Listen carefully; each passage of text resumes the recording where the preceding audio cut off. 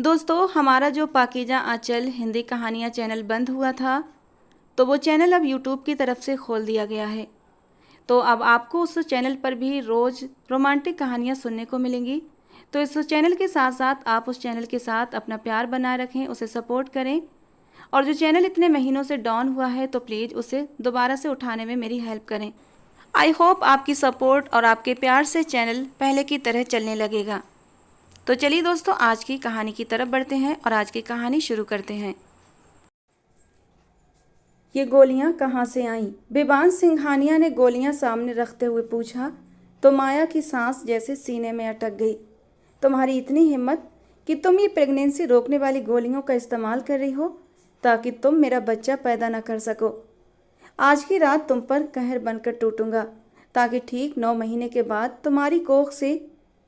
ये वो समय था जब शगुन एक बड़े से मैदान में खड़ी अपने चारों ओर दर्जनों आदमियों को देख रही थी। तेज हवाओं की रफ्तार पर उसका दुपट्टा उड़ता जा रहा था, जिसे मुश्किल से शगुन ने अपनी मुट्ठियों में दबा रखा था। धूल उड़ाती एक बड़ी सी गाड़ी मैदान में पहुंची तो शगुन की आंखों में गहरी नफरत की झलक उभर आई। वो अपनी जीप से छलांग लगाकर नीचे उतरा, अपनी काली जैकेट को झटका देते हुए लंबे डग भरता उसकी ओर बढ़ने लगा। शगुन बिना डरे बिना घबराए अपनी जगह पर स्थिर खड़ी, बिना पलक झपकाए उसकी ओर देख रही थी। उसने काले चश्मे को उतारा और सामने खड़ी लड़की को सिर से पांव तक गहरी निगाहों से देखा। वो उस वक्त पीले रंग की साधारण फ्रॉक और चूड़ीदार पैजामे के साथ नंगे पैर खड़ी थी और पतला सा दुपट्टा हवा से उड़ने से बचाने के लिए अपनी मुट्ठी में कसकर थामे हुए थी। एक कंधे से उसका फ्रॉक ढलक कर नीचे गिर रहा था। शायद गाड़ी की डिक्की से निकलते हुए उसका फ्रॉक फंस गया था और बुरी तरह फट चुका था। उसके शरीर की सुंदर रेखाओं को देखते ही हेमंत सिंघानिया ने अपने जबड़े कस लिए। इस हालत में हेमंत सिंघानिया के अलावा किसी और की नज़र उसकी बीवी पर पड़े, ये वो गवारा कर ही नहीं सकता था। हालांकि उसके सारे आदमी अपनी अपनी पोजीशन में नजरें झुकाए खड़े थे। किसी की भी हिम्मत नहीं थी कि हेमंत सिंघानिया की बीवी की ओर नज़र भी डाल सके। जब जानती हो कि हेमंत सिंघानिया की कैद से नहीं भाग सकती, तो ये नाकाम कोशिश क्यों करती हो? उसने गुस्से से कहा और अपनी जैकेट उतारकर पल भर में ही उसे पहना दी। इज्जतों के लुटेरे अब रक्षक बन गए। शगुन ने नफरत से उसकी जैकेट की ओर देखते हुए चुभता सवाल किया। ये तो वक्त आने पर तुम्हें पता चलेगा मिस सनशाइन, हेमंत से धोखा करने की कितनी बड़ी सजा मिलेगी तुम्हें। चलो मेरे साथ। उसने उसकी कलाई को जबरदस्ती पकड़ते हुए अपने साथ जीप की ओर खींच लिया। हेमंत सिंघानिया ने जीप को डूमस बीच से निकालते हुए अब सूरत की ओर रुख किया था। ऊंचे नीचे रास्तों पर जीप तेजी से दौड़ रही थी, जबकि उसके गार्ड्स की गाड़ियां भी दूर दूर तक उसके साथ चल रही थीं। हेमंत ने एक हाथ से शगुन की कलाई पकड़ रखी थी, जो विफरी शेरनी की तरह किसी भी समय उस पर टूट पड़ने को तैयार थी। हेमंत सिंघानिया आज कुछ जरूरी काम निपटाने डूमस बीच आया था। सूरत में उसका फार्म हाउस था, जहां पिछले 2 महीने से शगुन को उसने कैद कर रखा था। आज वो कैसे चुपचाप उसकी जीप में चढ़ गई और यहाँ तक पहुँच गई, ये अंदाज़ा उसे भी न लग सका। और फिर इतनी आसानी से बच निकली, मगर समय रहते उसे सूचना मिल गई थी। ये तो भगवान की कृपा रही कि वो हेमंत सिंघानिया के दुश्मनों के इलाके में नहीं गई थी, वरना आगे का सोच कर ही हेमंत का दिमाग भड़क उठा था। उसका मन कर रहा था कि चलती जीप से उसे सीधे किसी खाई में फेंक दे, ताकि उसके अंदर की आग थोड़ी तो ठंडी हो सके, जो समय के साथ तेज होती जा रही थी। गाड़ी रोको हेमंत सिंघानिया, वरना तुम्हारी मौत आज मेरे हाथों होगी। शगुन ने उसकी पकड़ से अपनी कलाई छुड़ाते हुए चिल्लाकर कहा। लेकिन हेमंत की पकड़ और भी कस गई। जान तो आज मैं तुम्हारी निकालूंगा सनशाइन, वो भी अपने तरीके से, ताकि फिर कभी भागने की हिम्मत ना हो तुम्हारी, वो बर्फ जैसे ठंडे लहजे में बोला। उसकी बात सुनकर शगुन का दिल जैसे अंगारों पर लौट गया। अचानक ही शगुन ने स्टीयरिंग घुमाया और जीप सीधी सड़क से उतरकर खाई की ओर जाने लगी। जीप बुरी तरह हिचकोले खाने लगी थी। इस अचानक हादसे के लिए हेमंत सिंघानिया तैयार नहीं था। उसने गाड़ी के स्टीयरिंग को संभालने की कोशिश की, लेकिन एक हाथ से उसे काबू करना मुश्किल हो रहा था। और जैसे ही उसने एक पल के लिए शगुन का हाथ छोड़ा ताकि ब्रेक लगा सके, उसी पल शगुन ने जीप से बाहर छलांग लगा दी और हेमंत को ऐसा लगा जैसे किसी ने उसका दिल निकाल लिया हो। जीप सीधी खाई के मुहाने पर थी कि हेमंत ने अचानक ब्रेक लगाया। ओए, हमारे सिंघानिया साहब की जीप खाई की ओर जा रही है, जल्दी करो, उन्हें बचाओ। एक गार्ड ने ऊंची आवाज में कहा, ओए रुक, सिंघानिया जी ने मना किया है कि पास नहीं जाना। उस गाड़ी में सिंघानिया की औरत है, अगर उस पर नजर पड़ी तो सिंघानिया जान से मार डालेगा। दूसरे गार्ड ने चिल्लाकर उसे रोका तो सभी वहीं सड़क पर गाड़ियां रोककर नीचे खाई की ओर जाते रास्ते को देखने लगे, जहां अब शाम के साए गहरे होते जा रहे थे और दो धुंधले से वजूद मुश्किल से दिखाई दे रहे थे। पर वे सभी गार्ड्स अपने दिल के अजीज सिंघानिया के लिए अपनी अपनी पोजीशन ले चुके थे। हेमंत सिंघानिया ने एक ही छलांग में जीप से बाहर कूदते हुए शगुन की ओर कदम बढ़ाए थे, जो एक नुकीले पत्थर से सिर टकराने पर बुरी तरह जख्मी हो उठी थी। माथे से खून बह रहा था। चकराता सिर लिए उसने पलटकर जीप की ओर देखा, जहां हेमंत सिंघानिया कूदता हुआ बाहर आया था और अब उसी की ओर बढ़ रहा था। शगुन ने घबराकर वहां से भागने की कोशिश की। वो दौड़ी, लेकिन चक्कर खाते सिर ने उसके कदम वहीं जड़ दिए। नहीं शगुन, होश मत खोना, इन सिंघानियों को सबक सिखाए बिना मर नहीं सकती तुम। खुद को हिम्मत देती वो आगे बढ़ी कि हेमंत ने उसकी कलाई पकड़कर उसे अपनी ओर मोड़ लिया। वो कुछ कहता कि उसके साथ उसके माथे से बहता खून देखकर उसके होंठ कसकर भींच गए थे। उसने अपने हाथ से उसके जख्म को रोकने की कोशिश की, लेकिन शगुन ने नफरत भरे अंदाज में उसका हाथ झटक दिया। खबरदार, मुझे छूने की कोशिश भी मत करना हेमंत सिंघानिया, मैं तुम्हारा खून पी जाऊंगी। वो उसका हाथ झटकते हुए सख्ती से बोली तो हेमंत सिंघानिया के चेहरे पर एक मुस्कान तर गई। इट्स साउंड्स गुड, जैसे बॉलीवुड मूवी, मैं तेरा खून पी जाऊंगा। And just imagine horror movie, एक Dracula scene, you suck my blood babes. वो उसे अपनी ओर खींचते हुए बोला, आंखों में गुस्से की लालिमा और चेहरे पर तंज भरी मुस्कान लिए बोला। लेकिन अगले ही पल चौंक उठा जब शगुन ने अचानक उसके गर्दन की दाईं ओर अपने दांत गड़ा दिए। वो तो जैसे सांस ही लेना भूल चुका था। अपने हाथों की मुट्ठियां कसकर भींचे वो उसके दिए दर्द को सहन कर रहा था, लेकिन शगुन तो मानो जोंक की तरह चिपक गई थी, जैसे बिना मांस नोचे पीछे नहीं हटेगी। हेमंत ने उसे पीछे हटाना चाहा, लेकिन वो टस से मस नहीं हुई। मजबूरन हेमंत को भी उसकी बेशर्मी का जवाब बेशर्मी से ही देना पड़ा। उसके पेट के निचले हिस्से पर दबाव डालता वो उसे कानों की लौ तक लाल कर गया था। वो बुरी तरह पीछे हटती लाल चेहरा लिए हेमंत को गुस्से से घूरने लगी, जबकि उसके होंठों पर खून लगा हुआ था। हेमंत ने अपना निचला होंठ दांतों के नीचे दबा लिया और गर्दन के जख्म पर हाथ रख दिया। तुम दया के काबिल नहीं हो, झटके से कहते हुए उसने शगुन की कलाई को जोर से पकड़ा और ऊपर की ओर कदम बढ़ा गया। सभी बॉडीगार्ड्स अलर्ट हो गए थे और पीछे हट गए थे। उसकी जीप बुरी तरह फंस गई थी, जिसे निकालने का वो अब रिस्क नहीं ले सकता था। रात बहुत गहरी हो चुकी थी और उसे अपने इलाके में वापस पहुंचना था।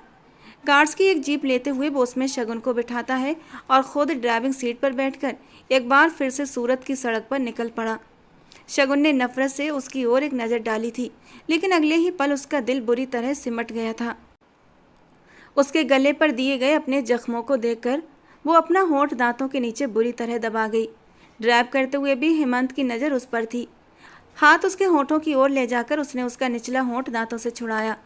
2 महीने से हो मेरी कैद में, मेरी बीवी हो, एक जायज़ रिश्ता है तुम्हारे साथ। जिस वक्त चाहता जब चाहता तुमसे अपना हक ले सकता था, लेकिन मैंने लिहाज किया, बहुत ही ज़्यादा लिहाज किया तुम्हारा।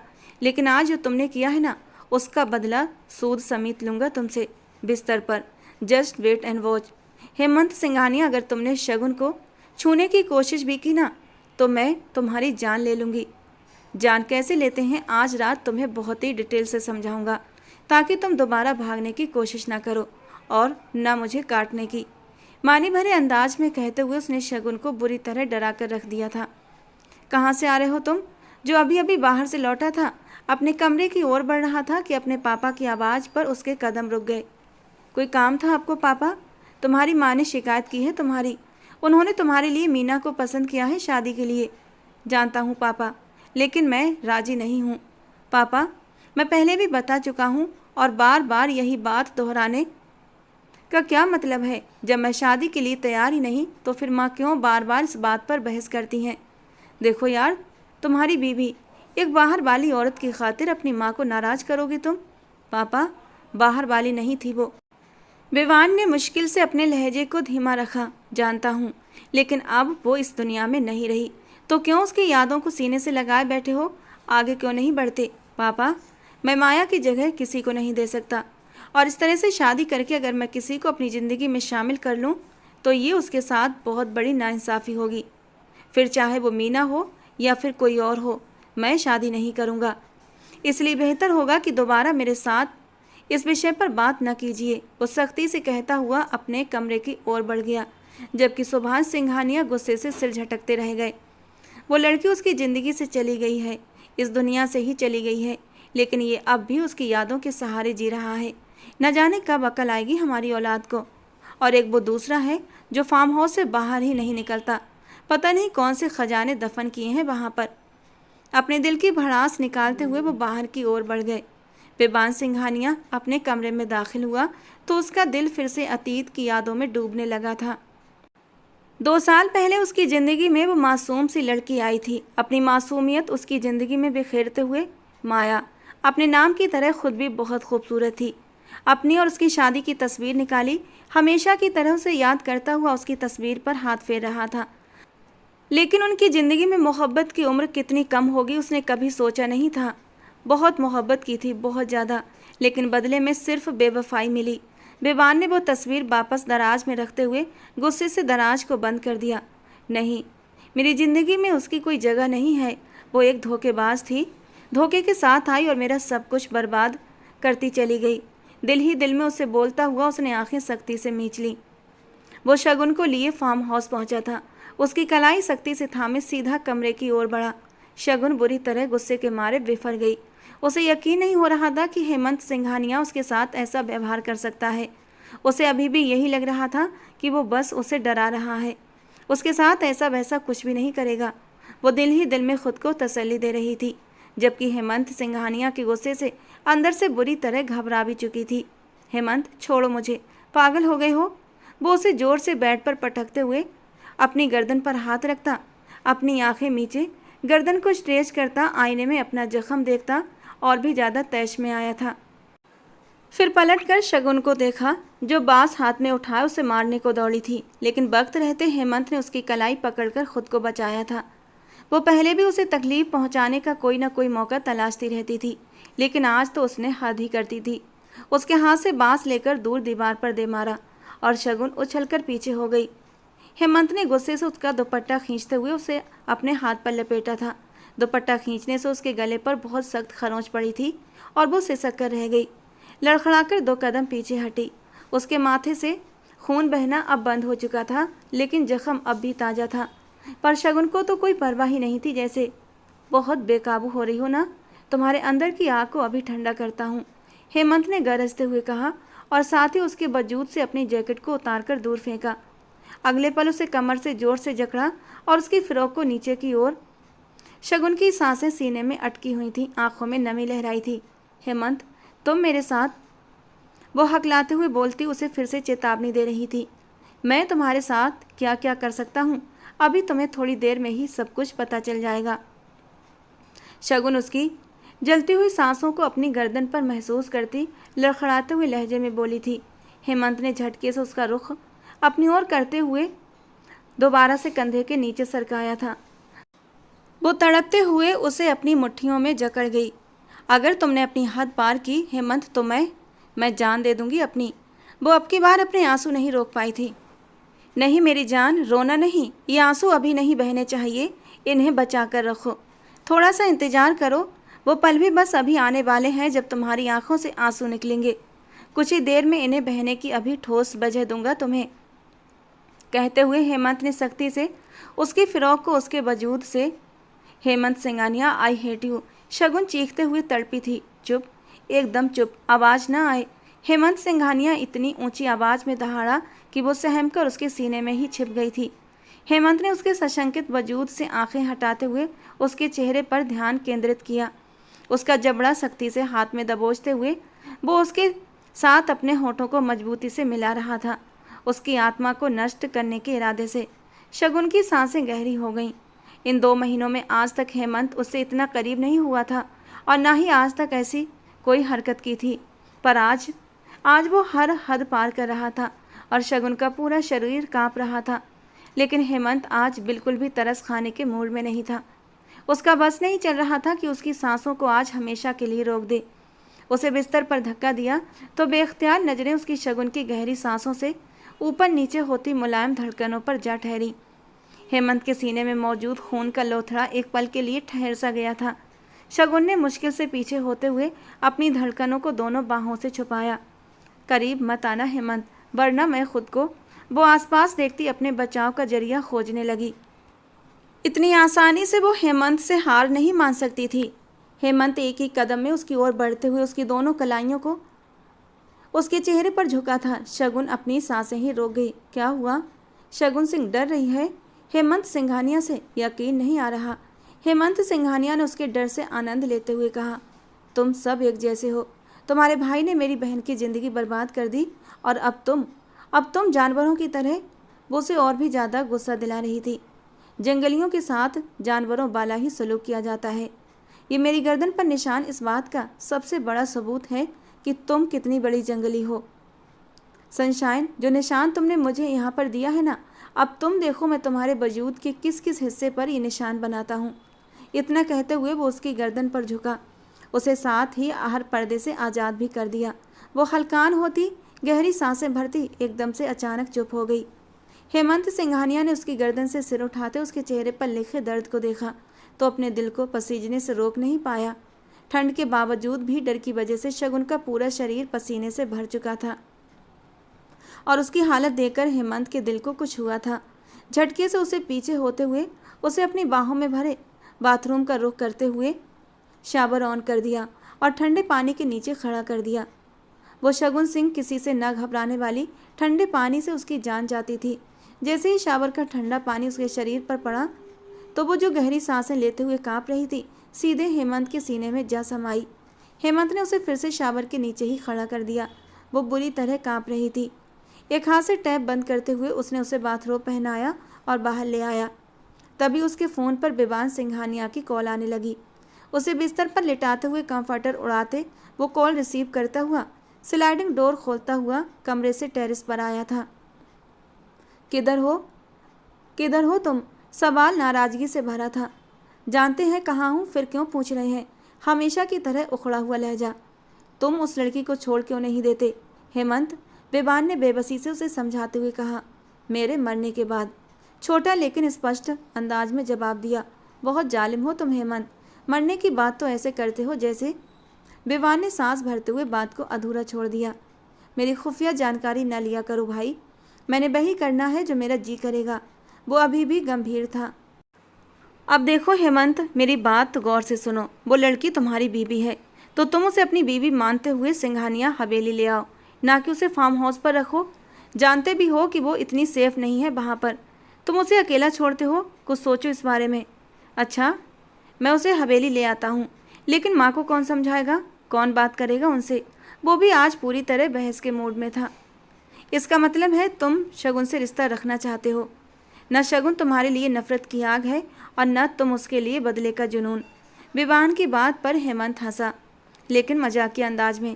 ये तो आप कह रहे हैं भाई, लेकिन वो क्या कहते हैं कि नज़दीकी की ध्वनि दूर से ज़्यादा अच्छी लगती है। कभी मिलेंगे शगुन से तो आपको ना उसमें माया भाभी की झलक दिखेगी। हेमंत की बात पर बेबान के जबड़े भिंचे। मैं मामा और पापा से खुद बात कर लूँगा, तुम हवेली पहुँचो बस। उसकी बात को नज़रअंदाज करते हुए अपनी बात करता हुआ वो कॉल काट गया। हेमंत कमरे में वापस आया तो शगुन कमरे में कहीं नहीं थी। उसे याद था कि उसने दरवाजे को लॉक किया था। वो ऑटोमेटिक लॉक था, वो बिना कोड के या उसके टच के नहीं खोला जा सकता था। इसका मतलब था वो कमरे में ही थी, लेकिन उससे छुप रही थी।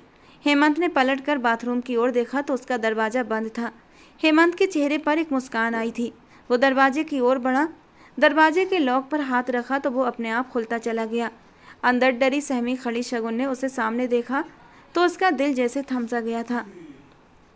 फार्म हाउस में मौजूद सभी लाल लॉक ऑटोमेटिक थे, जो हेमंत के छूते ही खुल जाते थे। सब कुछ उसकी हथेलियों के स्कैनर से जुड़ा था। माय सनशाइन, तुम्हें क्या लगा तुम खुद को आज मुझसे बचा लोगी? उसकी ओर कदम बढ़ाते हुए वो बेहद डरावना लग रहा था। शगुन उस वक्त ठंड से कांप रही थी। उसने अपने हाथों से उसे बाहों में उठाया और बाथरूम से बाहर ले आया। बिस्तर पर बिठाकर खुद बेड ग्राउंड से टिक गया। शगुन थोड़ा पीछे सरकी, जबकि हेमंत उसके माथे से बाल हटाकर वहाँ के जख्म को साफ करने लगा। ये काम वो बहुत संजीदगी से कर रहा था और शगुन बिना पलक झपकाए उसे देख रही थी। मुझे लगता है आज के लिए पकड़म पकड़ाई का ये खेल काफ़ी है। अब तुम्हें रेस्ट करना चाहिए। कल एक नया खेल खेलेंगे, क्योंकि कल मैं तुम्हें सिंघानिया हवेली लेकर जा रहा हूँ। उस हवेली में जहाँ तुम्हारी बहन भी कभी बहू बनकर आई थी और हमारी जिंदगियाँ बर्बाद कर दी थी। अब तुम खुद को तैयार कर लो मेरी सनशाइन। अब तुम मेरी बीवी की हैसियत से उस हवेली में जाओगी। सोच लो, सब सहना इतना आसान नहीं है। अगर मैंने तुम्हारी सारी अकड़ न तोड़ दी तो मेरा नाम भी हेमंत सिंघानिया नहीं। वो आंखें छोटी करते हुए, दांत पीसते हुए अपनी बात कहकर वहाँ से बाहर चला गया, जबकि शगुन अपने गाल से आंसू रगड़ते हुए खुद को रोने से रोकने की नाकाम कोशिश करने लगी। प्लीज़ बेबान, आराम से, मुझे दर्द। वो सिसकी थी तो बेबान ने अपने काम में नरमी लाते हुए उसके चेहरे पर आए पसीने की छोटी छोटी बूंदों को अपने होठों से चूम लिया था। वो उसकी ज़िंदगी थी, उसकी चाहत, उसके जीने की वजह, और अपनी मोहब्बत को वो तकलीफ़ कैसे दे सकता था, वो भी शादी की पहली रात जब वो टूटकर उसकी बाहों में बिखर रही थी। बेबान ने बहुत नरमी से माया के होठों को अपने होठों में उलझा लिया था और उसे अपनी शिद्दतों से बेहाल करने लगा, जबकि उसकी ये कोमल शिद्दत भी माया के सहने के काबिल नहीं थी। वे दोनों ज़िंदगी से भरपूर एक ज़िंदगी जी रहे थे, लेकिन वो ज़िंदगी एक धोखा थी, एक फरेब थी। बेबान नहीं जानता था कि माया सिंह एक साजिश के तहत उसकी ज़िंदगी में शामिल हुई है। वो सिर्फ वही करती थी जो उससे कहा जाता था, लेकिन उसके जज्बात बेबान के लिए सच्चे थे या झूठे, ये बेबान आज तक समझ नहीं पाया। एक बुरे ख्वाब से वो जागा था, उसका पूरा जिस्म पसीने से तर था। आज फिर वही ख्वाब उसे तंग करने चला आया था, जिसमें माया पहले उसे हंसाती है, फिर रुलाती है और फिर जुदा हो जाती है। किस चीज़ की कमी होने दी मैंने तुम्हें माया, जो तुमने मेरे जज्बात के साथ ये खेल खेला और आज मुझसे इतनी दूर हो गई हो कि तुम्हें अपनी ज़िंदगी में वापस नहीं ला सकता। बेबान ने सामने लगी दीवार पर लगे शीशे पर बेतहाशा मुक्के बरसाए। अपने हाथ से बहते लहू को एक थकी हुई निगाह से देखा, लेकिन जो जख्म दिल पर लगे थे उनका तो कोई इलाज ही नहीं था। बेबान ने अपनी आंखें बंद की तो कुछ पल उसके दिमाग के पर्दे पर फिर से लहराने लगे। वो अतीत में जाना नहीं चाहता था, लेकिन अतीत उसका पीछा भी नहीं छोड़ता था। गहरा सांस लेते हुए उसने खुद को अतीत के हवाले कर दिया, जहाँ सिर्फ खुशियाँ थीं माया के रूप में। माया मेरी जान, परेशान क्यों हो? क्या हुआ? अभी अभी वो डेरे से वापस आया था और माया को रोते हुए देखा तो उसने इशारे से उसे अपने पास बुलाया। वो उसके पास आई तो उसने खींचकर उसे अपनी गोद में बिठा लिया और उसके आंसू पोंछने लगा। क्या हुआ? रो क्यों रही हो? किसी ने कुछ कहा है? मम्मी जी कह रही हैं कि वो अटक गई। क्या कह रही हैं? शर्म के मारे माया की पलकें झुक गईं। वो हमारी शादी को 6 महीने हो गए हैं, तो कहती हैं अभी तक हमें खुशखबरी क्यों नहीं सुनाई। कहते हुए वो फिर से रोने लगी। अच्छा, रोना तो बंद करो। माया मेरी जान, परेशान क्यों हो? अच्छा ये बताओ, क्या तुम चाहती हो कि हमारा बेबी आए? उसकी बात पर माया ने शर्माकर अपनी पलकों को और नीचे झुका लिया। तो ठीक है, आज हम बेबी प्लान करेंगे और ममा को अगले महीने खुशखबरी भी सुना देंगे। क्या कहती हो? बेबान के बात पर वो शर्म से उसके सीने में सिमट गई। बहुत मासूम कम उम्र लड़की जो अपने से 10 साल बड़े बेबान के इश्क में डूबी हुई थी। और उस दिन बाकी बेबान ने अपना कहा सच कर दिखाया। वो पूरी लगन और शिद्दत से माया के करीब हुआ था, अपनी मोहब्बत की बारिश में उसका एक एक अंग सैराब कर दिया था। लेकिन इसके बावजूद माया प्रेग्नेंट नहीं हुई थी। बेबान की माँ के दिमाग में एक तूफान मचा हुआ था। बार बार एक ही बात कहती, माया तुम्हारा बच्चा पैदा करना ही नहीं चाहती। लेकिन बेबान उनकी बातों को अनसुना कर देता, क्योंकि वो जानता था माया अभी छोटी है, मुश्किल से 18 की, तो इतनी जल्दी भी नहीं थी कि वो बच्चा दे। वो अपनी माँ को समझाता कि ये सब तो भगवान के काम है, वो जब चाहेगा उन्हें औलाद दे देगा। लेकिन सुमोना जी को माया के इरादे ठीक नहीं लगते थे। जाने क्यों उन्हें माया से नेगेटिव वाइब्स आती महसूस होती थी, लेकिन वो चुप ही रहीं। वक्त थोड़ा और गुजरा तो बेबान को माया में कुछ कुछ बदलाव महसूस होने लगे थे। कुछ तो ऐसा था कि वो उसके पास थी लेकिन उसके साथ नहीं होती थी। और फिर एक दिन ये राज भी खुल गया। शादी के 1 साल बाद जब रिपोर्ट्स बेबान के सामने आई तो वो अविश्वास से उन रिपोर्ट्स को देखता रह गया। मिस्टर बेबान, आपकी वाइफ शायद कुछ दवाइयाँ ले रही हैं ताकि वो कंसीव ना कर सके। आई थिंक कि आप दोनों की रजामंदी से हो रहा है। सुमोना जी के कहने पर वो एक दिन पहले अपनी बीवी को लेकर डॉक्टर के पास गया था और उसका ब्लड टेस्ट करवाते हुए कुछ और टेस्ट भी करवा गया था, जिसमें डॉक्टर ने आज जो कुछ उसे बताया उसे सुनकर तो उसके पैरों तले से ज़मीन खिसक गई थी। माया नहीं जानती थी कि इस टेस्ट से उसका भेद खुल जाएगा, पर ना वो कभी भी एक दिन पहले विवान के साथ डॉक्टर के पास ना आती। आज विवान शहर से वापसी पर जब वो रिपोर्ट लेने गया तो वो पूरी तरह गुमसुम हो गया था। डॉक्टर प्लीज़ आप ध्यान से चेक करें, कहीं कोई मिसअंडरस्टैंडिंग हुई है। मेरी माया ऐसा कर ही नहीं सकती। विवान को यकीन ही नहीं आया। देखिए विवान साहब, ये रिपोर्ट्स आपके सामने हैं। ये रिपोर्ट आपके सामने है। SHBG रिपोर्ट करवाई है आपने। ये देखिए, इसमें साफ साफ लिखा है कि खून की सतह को कंट्रोल करने वाले इन हार्मोन्स में बदलाव आया है। प्रोटीन की सतह बड़ी है और SHBG का लेवल भी बड़ा है, जो माना जाता है कि गोलियां इस्तेमाल करने से होता है, वरना इंसान की उम्र अगर 20 साल के आसपास हो तो ये सब इस स्तर पर नहीं होता। आपको इनका ख्याल रखना चाहिए। अगर कोई मसला हो गया तो बाद में आपको ही रोना पड़ेगा। डॉक्टर ने थोड़ी संजीदगी से विवान से सारी बात कह दी। वापसी पर वो हवाओं की रफ्तार से गाड़ी भगाता हवेली की ओर आया था।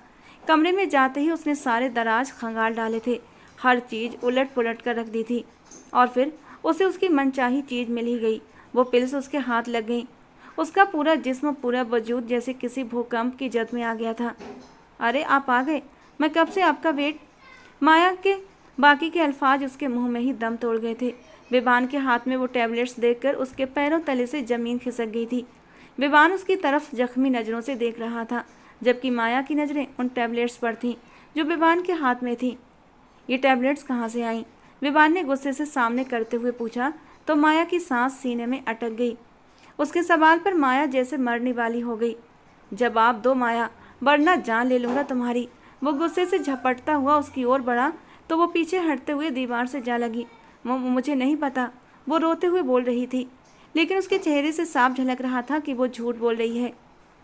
तुम्हारी इतनी हिम्मत कि तुम ये प्रेगनेंसी रोकने वाली गोलियों का इस्तेमाल कर रही थी ताकि तुम मेरा बच्चा पैदा न कर सको, वो दबे गले से चिल्लाया था। माया ने रोते हुए सिर ना में हिलाया। मेरी माँ ने मुझसे कहा था और मैंने यकीन नहीं किया। बोलता रहा कि मेरी माया मासूम है। वो रिपोर्ट्स की तरफ इशारा करते हुए गुस्से से चीख पड़ा। ये रिपोर्ट्स चिल्ला चिल्ला कर कह रही हैं कि तुम। दर्द और गुस्से से विवान की आंखों में आंसू भर आए। माया उसके आंसुओं को देखकर तड़प उठी। मैं तो इन रिपोर्ट्स को भी झुठला आया क्योंकि मैं जानता था मेरी माया मासूम है, और अब मेरा भरम टूट गया ये देखकर। वो गोलियां उसके सामने करते हुए जख्मी लहजे में बोला, तुमने मेरा एतबार तोड़ दिया, मुझे तोड़ दिया है माया तुमने। मैं अब कभी सर उठाकर जी नहीं सकूंगा। तुम वही एक लड़की थी जो मेरे दिल तक पहुंची थी, मगर तुमने मेरी मोहब्बत को बीच चौराहे पर उल्टा लटका दिया।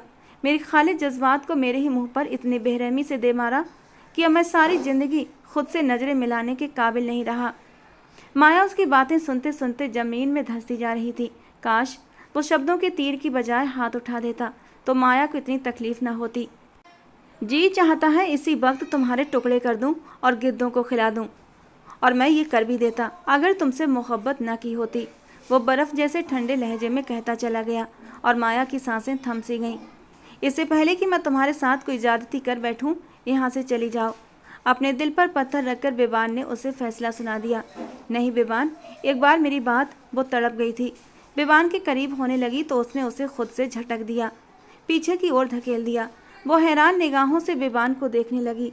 इससे पहले कि मैं कुछ कर बैठूं और हम दोनों एक दूसरे के लिए अजनबी हो जाएं, निकल जाओ यहाँ से, वो गला फाड़ कर चिल्लाया था।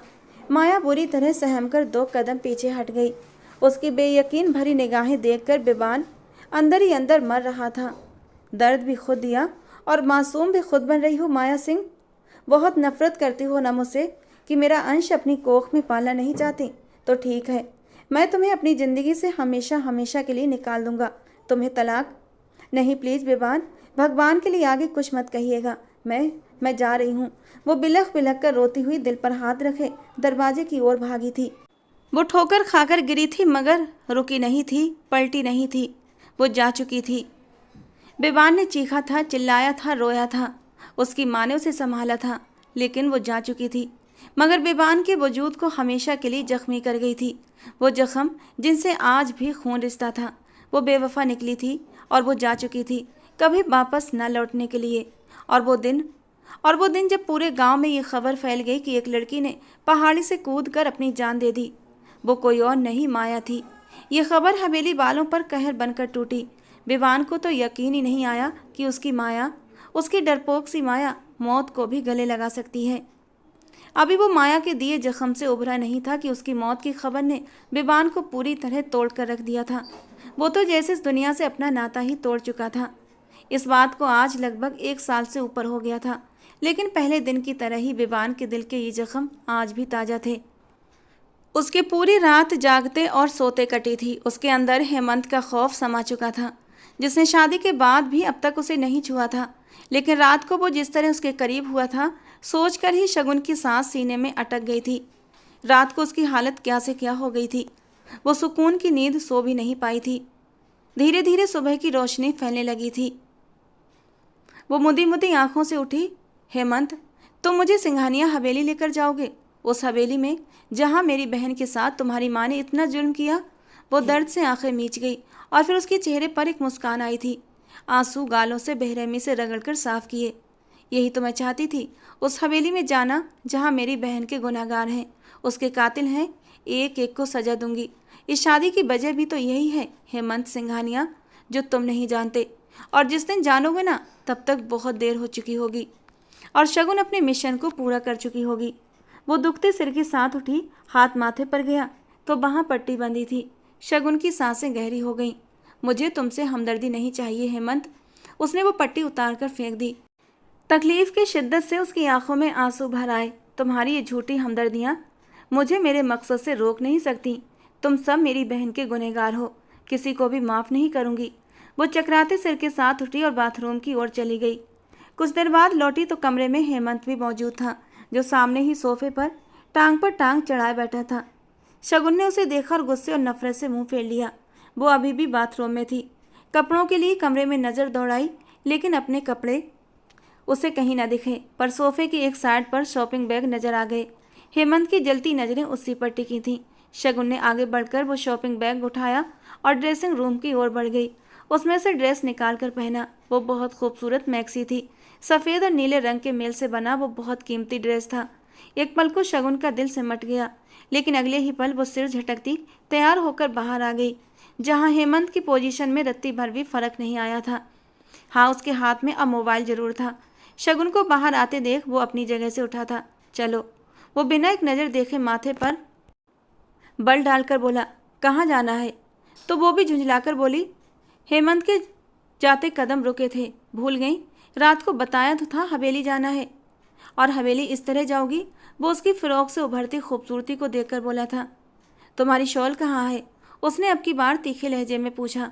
कौन सी शॉल? मुझे तो बस यही ड्रेस मिली। शगुन ने नासमझी से उसकी ओर देखते हुए पूछा। हेमंत ने पलट कर देखा तो दूसरा शॉपिंग बैग अब भी सोफे पर ही रखा था। आगे बढ़कर उसने बैग खोला, उसमें से शॉल निकाल कर लाया और उसकी ओर बढ़ा दी। पहन लो इसे। लहजा हुक्म से भरा हुआ था। शगुन तमतमा उठी।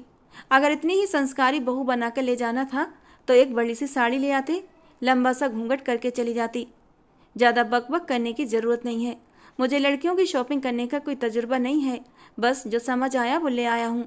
हेमंत के चिढ़कर कहने पर वो मुंह बनाते हुए शॉल लेने लगी, जो उसके बस की बात नहीं थी। जिस फैमिली से वो संबंध रखती थी वहाँ तो दुपट्टा भी ना लो तो कोई फ़र्क नहीं पड़ता था, लेकिन शगुन ने फिर भी कभी दुपट्टा खुद से अलग नहीं किया था। हाँ, इतनी लंबी चौड़ी शॉल उसने कभी नहीं ली थी। वो काफ़ी देर तक उसे उलझती रही तो हेमंत समय देखते उसकी ओर बढ़ा और खुद आगे बढ़कर उसकी हेल्प करने लगा कि एकटक उसके दिलकश चेहरे को देखती रह गई। वो बेहद खूबसूरत था। मर्दाना बजाहत तो इन हवेली वालों में कूट कूट कर भरी थी। देखने वाली हर आंख हैरान रह जाती। लेकिन जितने ये चेहरे खूबसूरत हैं, इनके दिल उतने ही बदसूरत हैं।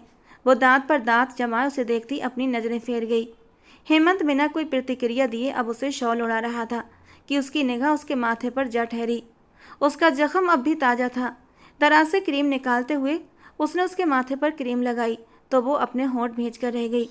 उसके पास आने पर उसकी गर्दन पर शगुन का ध्यान गया, जहाँ इस वक्त एक लाल निशान था जो अब हल्का हल्का नीला हो रहा था। बेख्तियार शगुन को शर्मिंदगी सी हुई।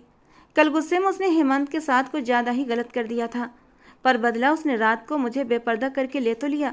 वो जो जरा हमदर्दी महसूस करने लगी थी, एकदम से रात वाले लम्हे याद आने पर फिर से दिल में कड़वाहट भर गई।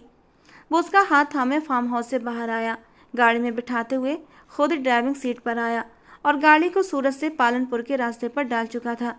लगभग 1.5 से 2 घंटे में उन्होंने पालनपुर पहुंच जाना था, जहां उनकी हवेली बड़े शानो शौकत से खड़ी थी, जिसकी नींवों को ढाने जा रही थी शगुन सिंह।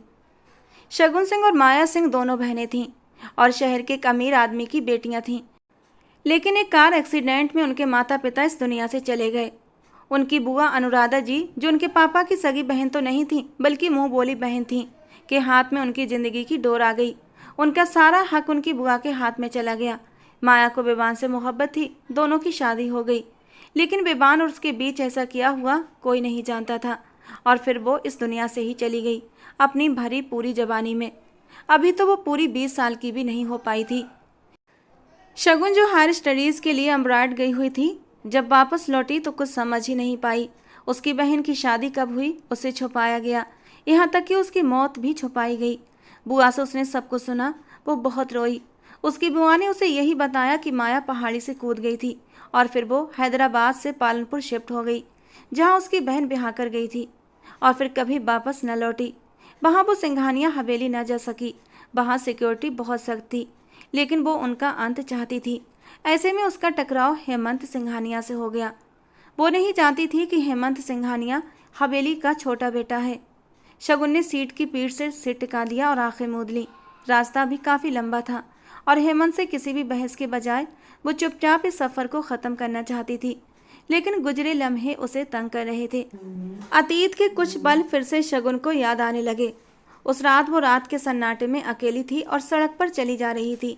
वो एक होटल से निकली थी, जहां उसकी ड्रिंक में उस होटल के एक वेटर ने नशा करने वाली कोई चीज़ मिला दी थी, क्योंकि वहां मौजूद एक जमींदार की नज़र शगुन की खूबसूरती पर टिक गई थी और उसे हासिल करने के लिए उसने ये सब कुछ करवाया था। शगुन लड़खड़ाई थी और सड़क के बीचों बीच बैठ गई। अपना सिर थामे उठने की नाकाम कोशिश कर रही थी कि उसी पल एक गाड़ी उसके पास पहुंची। उसकी हेडलाइट की तेज रोशनी से शगुन ने अपनी आंखों पर हाथ रख लिया। गाड़ी ने वक्त रहते ब्रेक मारी और वो गुस्से से बाहर निकला और सामने सड़क पर एक लड़की को नशे की हालत में पड़ा देख हेमंत सिंघानिया का दिमाग एक पल में घूम गया था। उसे कलाई से थाम कर उठाया तो वो लड़खड़ाकर हेमंत के सीने से जा लगी। पहली नज़र में ही वो हेमंत को बुरी तरह घायल कर गई। उसके सीने से लगी, वो अपने होंठ उसके सीने पर रख गई। हेमंत ने घबराकर उसे खुद के पीछे किया। करीब आओ मेरे, वो सिर थामे लड़खड़ाते अंदाज में बोली कि तभी एक गाड़ी आकर वहाँ पर रुकी। सुदेश राजपूत उस गाड़ी से उतरता हेमंत के पास आया। ये लड़की मेरी मिल्कियत है, इसे मेरे हवाले कर दो। हेमंत सिंघानिया। पास खड़ी नशे में चूर लड़की की ओर इशारा करते हुए सुदेश राजपूत ने कड़क आवाज में कहा। हेमंत ने एक नज़र उस लड़की को देखा जो गिरने ही वाली थी। हेमंत ने एक पल में ही उसे खींचकर अपने पीछे कर लिया। ये मेरा इलाका है सुदेश, और ये लड़की मेरे इलाके में है, तो मैं इसे तुम्हारे साथ कभी भी जाने नहीं दूंगा। हेमंत की कड़क आवाज़ पर सुदेश तिलमिलाकर रह गया। ये मेरी है, तुम्हें समझ नहीं आ रहा? वो भड़क गया। ये तुम्हारी है या नहीं, ये लड़की के होश में आने के बाद पता चलेगा, और तब तक ये मेरे पास रहेगी। उसकी बात पर सुदेश ने गन निकाली तो दूसरी तरफ हेमंत सिंघानिया के सारे गार्ड्स भी बंदूकें उसकी ओर तान चुके थे। न चाहकर भी सुदेश को वहाँ से पीछे हटना पड़ा और हेमंत उसे अपने फ्लैट पर ले गया। वो उसे उस हालत में कहीं और नहीं लेकर जा सकता था। कमरे में लाकर उसे बिस्तर पर फेंका तो वो बेचैन हो उठी और उठते हुए हेमंत को शर्ट से खींचा। वो सीधा उसके ऊपर जाकर गिरा, लेकिन हेमंत ने अपने बाजू दोनों तरफ रखकर खुद को उसे छूने से बचाया। लेकिन उस लड़की की अगली हरकत पर हेमंत के होश उड़ गए थे। वो उसकी शर्ट के बटन खोलती जा रही थी। हेमंत ने गुस्से में उसके दोनों हाथों को रोका तो वो अचानक से बिस्तर पर उसे गिराती हुई उसके ऊपर आकर बैठ गई।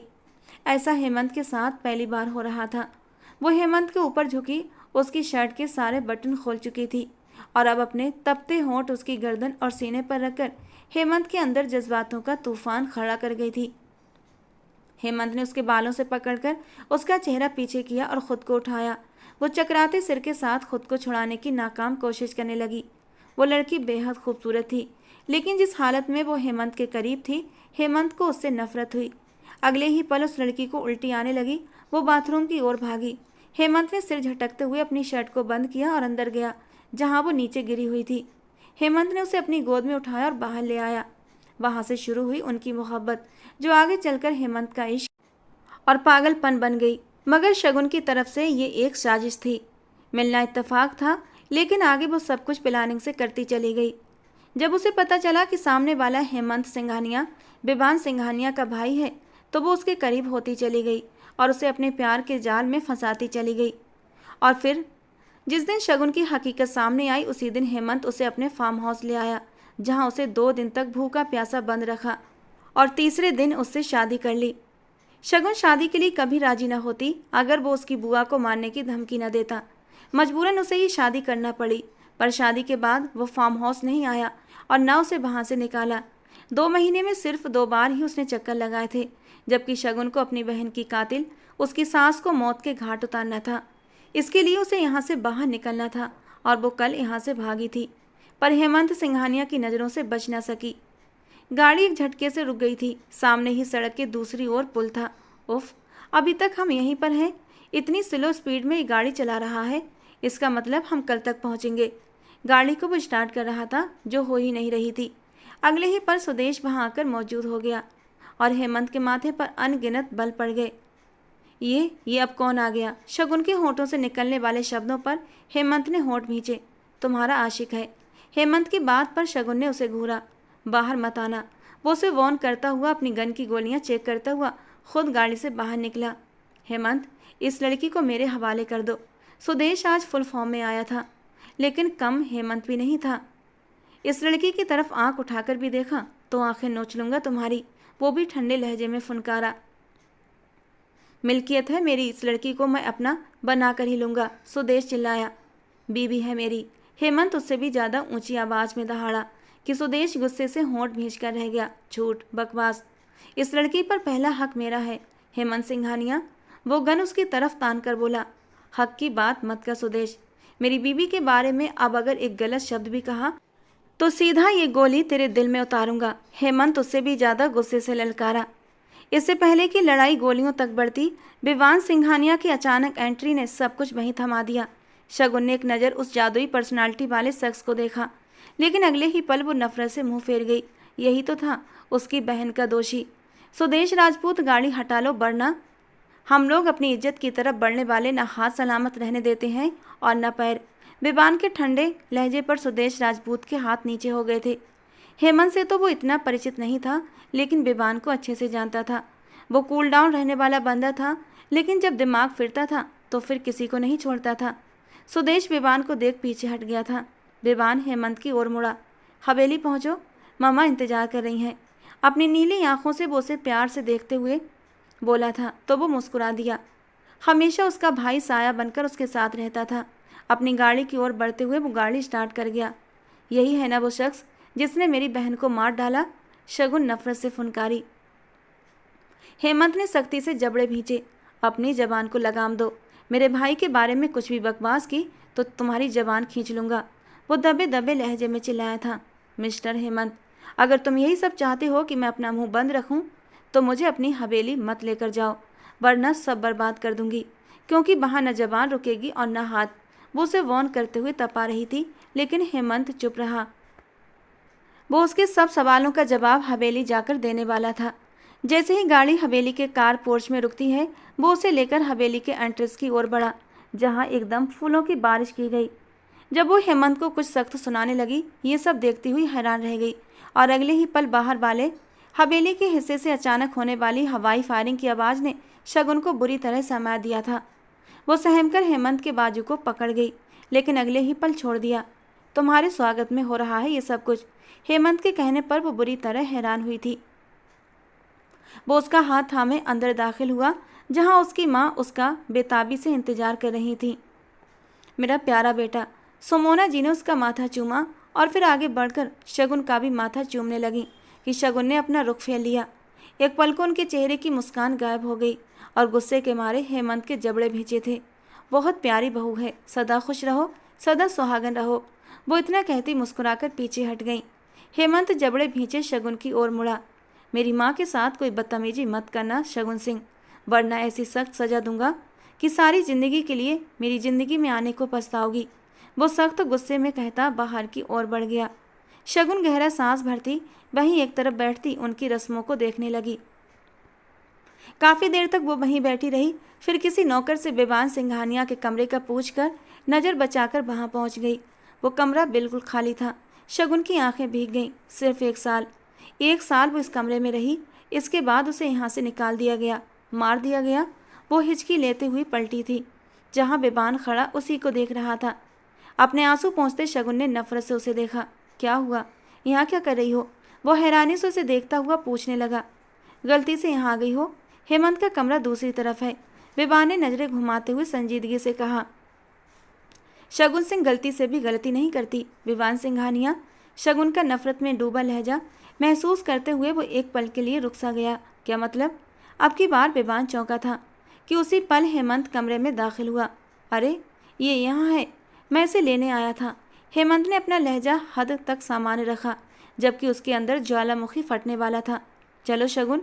वो शगुन को लिए बेबान के कमरे से बाहर निकला, जबकि शगुन की सख्त नजरें आखिर तक बेबान पर ही टिकी रहीं। शगुन सिंह। बेबान सोच में डूबा। उसका दिल धड़क रहा था। माया के कहे कुछ शब्द उसके कानों में गूंज रहे थे। मेरी एक बहन है बेबान जी। वो फिलहाल अभी अमेरिका में है। शगुन नाम है उसका। वो मुझे बहुत प्यारी है बेबान जी, लेकिन मैंने उसे हमारी शादी का नहीं बताया है। वो अपनी स्टडीज छोड़कर मेरी शादी पर आ जाती, इसीलिए। अब जब अपनी पढ़ाई पूरी करके वो हिंदुस्तान आएगी तो उसे सरप्राइज़ मिलेगा। बेबान की आंखें सख्ती से बंद हुई थी। वो शावर लेने बाथरूम की ओर बढ़ गया। अब उसे तैयार होकर कहीं जाना था, एक बहुत ही ज़रूरी काम से। वो उसे ज़बरदस्ती अपने साथ लगाकर कमरे में लाया था। छोड़े मुझे, ये क्या बदतमीजी है। नहीं भाग रही मैं कहीं भी। शगुन अपनी पकड़ पर तड़पते हुए गुस्से से बोली थी। क्यों गई थी भाई के कमरे में? वो दरवाज़ा लॉक करते हुए उसे दरवाजे के साथ पिन करता दबा दबा गुर्राया। क्या कहना चाहते हो तुम? मेरे किरदार? वो बेयकीन हो गई। अपना मुंह बंद रखो। कोई बकवास की इस तरह की तो मुंह तोड़ दूंगा तुम्हारा। वो उसकी बात काटते हुए सर्द लहजे में बोला। अगर शक करना होता तो उस वक्त करता जब नशे की हालत में सड़क पर मिली थी और फ्लैट में मेरी इज्जत पे तुमने हाथ डाला था। व्हाट रविश। बकवास बंद करो अपनी। मैं इस टाइप की लड़की नहीं हूँ। तुम्हारी हिम्मत कैसे हुई मेरे बारे में ये सब बोलने की? शगुन उसे पीछे धकेलते हुए लब भींचते हुए बोली। हाँ, तुमने यकीन तो करना नहीं है, लेकिन आज तुम्हें यकीन दिला ही देता हूँ, क्योंकि उस रात नशे की हालत में तुम मेरे इस कदर करीब हो चुकी थी कि मैं तुम्हारे वजूद के हर खूबसूरत निशानी को देख चुका हूँ। तुम्हारी कमर के ऊपर यहाँ। वो उसकी कमर पर ट्रेसिंग करता हाथ ऊपर लाया। एक तिल है और बहुत ही जानलेवा। वो मदहोश अंदाज में बोला। झूठ, बकवास, पीछे हटो। शगुन ने घबराकर उसे खुद से परे किया। एक तिल यहाँ भी है। अब की बार हाथ उसकी कमर के नीचे लाते हुए एक हाथ से दबाव बढ़ाते वो शगुन के पूरे शरीर में सनसनी दौड़ा गया। छोड़े मुझे, क्या बेहूदगी है। वो अपने गालों को बिलश होने से रोक नहीं पाई थी। 1 मिनट, एक तिल और भी है। वो अपनी पकड़ में लिए बिस्तर की ओर बढ़ता, उसकी मैक्सी की साइड जिप खोलता उसके कंधे से नीचे करने लगा। तुम मेरे हाथों मारे जाओगे हेमंत सिंघानिया।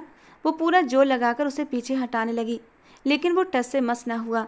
हेमंत सिंघानिया हूँ, इतना आसान नहीं मारना। मारना तो दूर की बात, तुम तो मुझे 1 इंच भी हटा नहीं पा रही। हेमंत ने उसका मजाक उड़ाते हुए उसके कंधों से नीचे सरकाते हुए उसकी धड़कनों के बीच तिल की ओर खुमार भरी नज़रों से देखा। उसकी आंखों का केंद्र देखते हुए शगुन ने दोनों बाहों से खुद को छुपाने की कोशिश की। दूर हटो, ढीठ और बेशर्म इंसान। शगुन अपने बहकते जज्बातों को काबू किए मुश्किल से बोली। तुम्हें लगता है कि इस स्टेज पर आकर मैं बैक आउट करूँगा?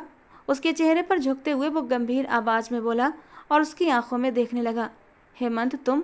वो कुछ बोलती कि हेमंत ने उसके होठों का पॉट बनाकर उन्हें अपने होठों की पकड़ में ले लिया।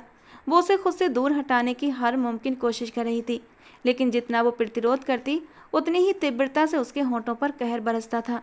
उसकी सांसों को इनहेल करते हुए वो उसे बुरी तरह बेबस कर चुका था। हेमंत, मैं तुम्हें मारूंगी। पीछे हटो, सांड हो पूरे के पूरे। मेरा सांस रुक रहा है। शगुन ने गहरे सांस भरते हुए चिल्ला दिया। अभी तो सांस छोड़ने वाला कोई काम ही नहीं किया और तुम डर गई। अभी तो पूरी रात बाकी है सनशाइन। हमारी मोहब्बत की दास्तान लिखेगी ये रात। वह मखमूल लहजे में कहते हुए अपनी शर्ट उतारता दूर फेंक गया। मम्मा कह रही थी 9 महीने बाद उन्हें पोता चाहिए, तो आज कोशिश करूँगा तो ठीक 9 महीने बाद उन्हें खुशखबरी सुनाऊंगा। ना, अब तुम हंस के साथ दो या रोके, तुम्हारी मर्जी। वो उसकी जिप को खींचकर आखिरी हद तक ले गया। Hemant please don't do. वो उसके इरादे देखकर अब की बार खुद को बेबस महसूस करने लगी थी। सॉरी माय सनशाइन, मैं तुम्हें हरगिज़ ऐसा मौका नहीं दूंगा जिससे मेरी आने वाली औलाद पर कोई बुरा असर पड़े। जो भाभी ने किया तुम ना करो। इसके लिए मुझे आज ही ये सब कदम उठाना पड़ेंगे। वो उसके चेहरे पर झुकते हुए अब तीव्रता से उसके गालों पर अपना स्पर्श फैला रहा था। तुम दीदी, क्या किया उन्होंने? वो उसकी बाहों में फंसी बुरी तरह मचल उठी थी, कुछ भी बोलने के काबिल नहीं रही थी। वो भी अपनी बुआ की पट्टियाँ पढ़कर यहाँ पर आई थी, और तुम भी घर के दुश्मन को पहुँचाने की बजाय तुमने यहाँ आकर हमसे बदला लेने का सोचा भी कैसे ये सब कुछ? वो गुस्से से कहता उसकी धड़कनों पर अपने होंठ गड़ा गया। Hemant please stop, it's hurting. वो आंखों में आंसू लिए बोली।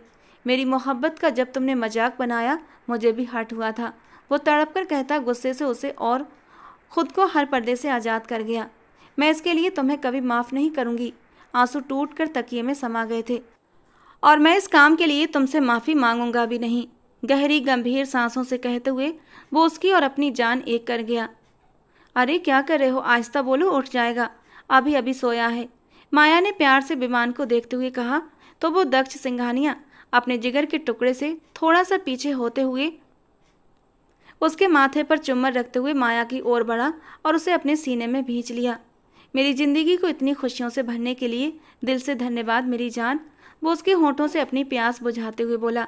हाँ, वो माया थी, विवान की माया, जो न सिर्फ जिंदा थी बल्कि पिछले 1.5 साल से विवान की छाँव में थी, उसके गुप्त अपार्टमेंट में, जहाँ वो अपनी नन्ही सी जान दक्ष सिंघानिया के साथ अपनी ज़िंदगी के खूबसूरत पल जी रहे थे।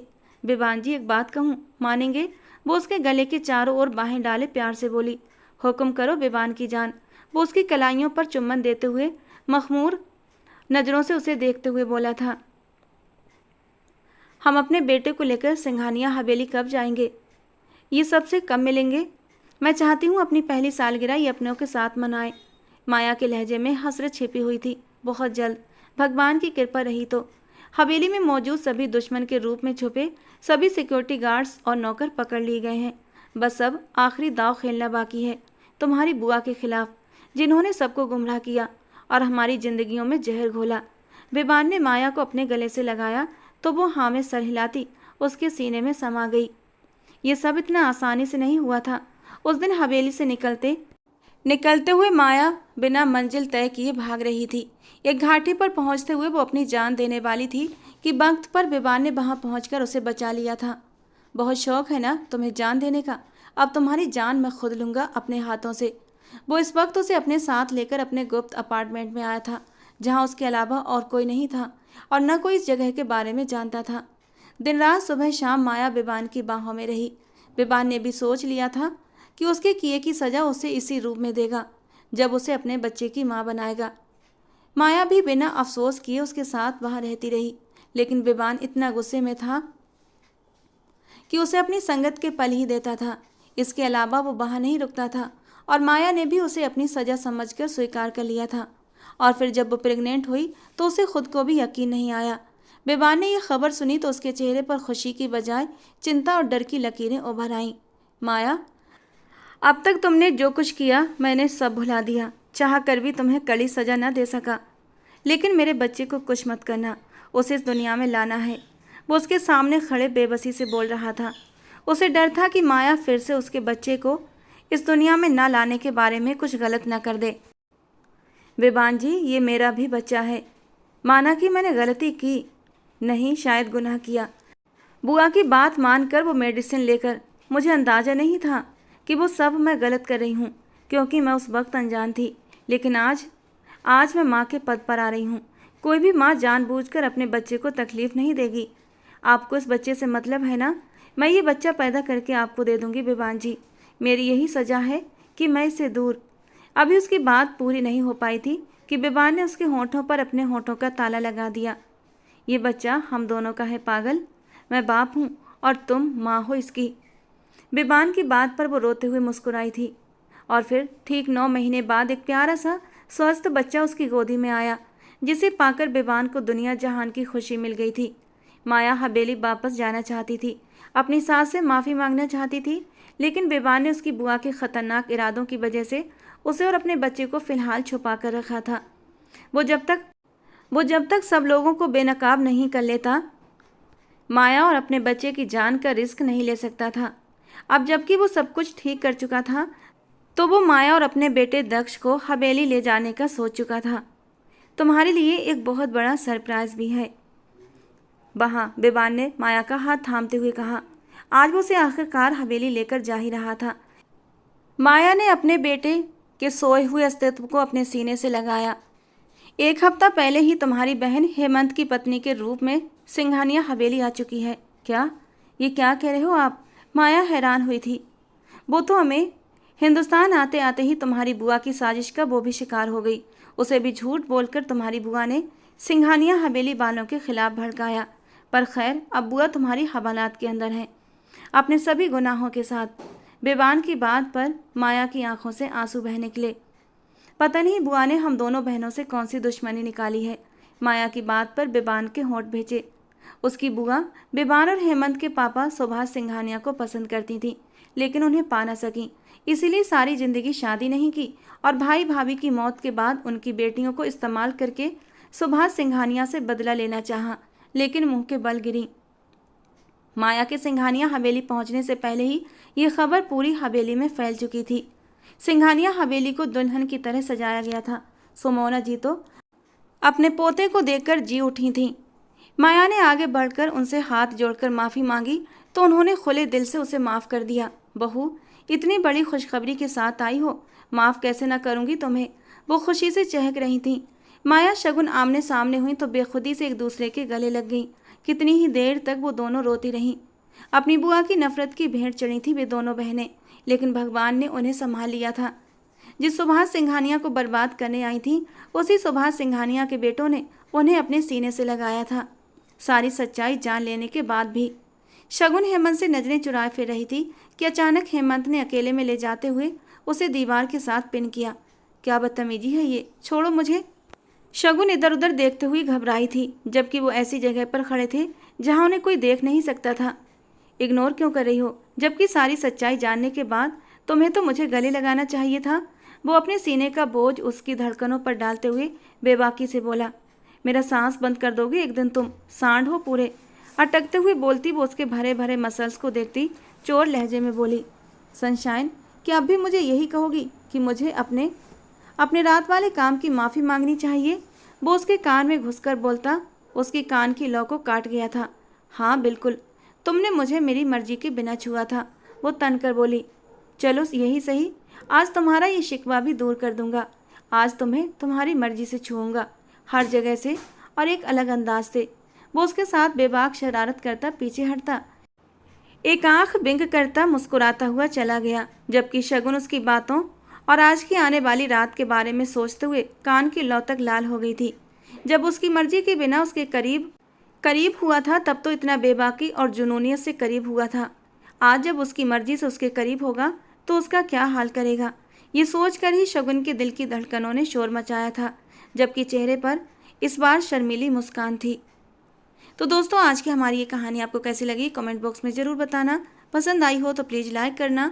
रोज़ एक नई और रोमांटिक कहानी सुनने के लिए हमारे चैनल को सब्सक्राइब करना। मिलते हैं दोस्तों अगली किसी नई और रोमांटिक कहानी के साथ।